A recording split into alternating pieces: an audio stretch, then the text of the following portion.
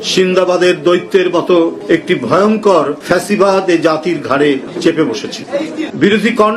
বিরোধী কণ্ঠস্বর, বিরোধী দলের রাজনৈতিক সভা সমাবেশ এবং রাজনীতি করার যে গণতান্ত্রিক এবং মৌলিক অধিকারকে ছিন্ন বিচ্ছিন্ন করে সেই আওয়ামী ফ্যাসিস্ট এখানে এক ভয়ঙ্কর রাজত্ব কায়েম করেছে। একজন ব্যক্তি তার মদগর্বী আচরণ, তার হিংসাশ্রয়ী অধ্যত্ব এবং নির্মম অহংকার দিয়ে দেশ পরিচালনা করেছে। আর এই দেশ পরিচালনা করতে যারাই সমালোচনার আশ্রয় নিয়েছেন, সমালোচনা করেছেন, তাদের আশ্রয় হয়েছে হয় আয়নাঘর, না হলে চিরদিনের জন্য নিরুদ্দেশ, আর তা না হলে তার লাশ পড়ে থেকেছে খাল, বিল, নালা কোন জায়গা। ক্রসফায়ার আর গুম ছিল আওয়ামী সরকারের আমলের নিত্যদিনের সংস্কৃতি। অত্যাচার, নিপীড়ন, নির্যাতন, মিথ্যা মামলা, কারাবাস, এইটি ছিল বিরোধী দলের নেতাকর্মীর ভাগ্যের লিখন। বন্ধুরা আমার, আর এই পরিণতির চরম বহিঃপ্রকাশ ঘটেছে এদেশের কোটি কোটি মানুষের অত্যন্ত তাদের সমর্থিত একজন মানুষ, দেশনেত্রী বেগম খালেদা জিয়া। গণতন্ত্রের জন্য,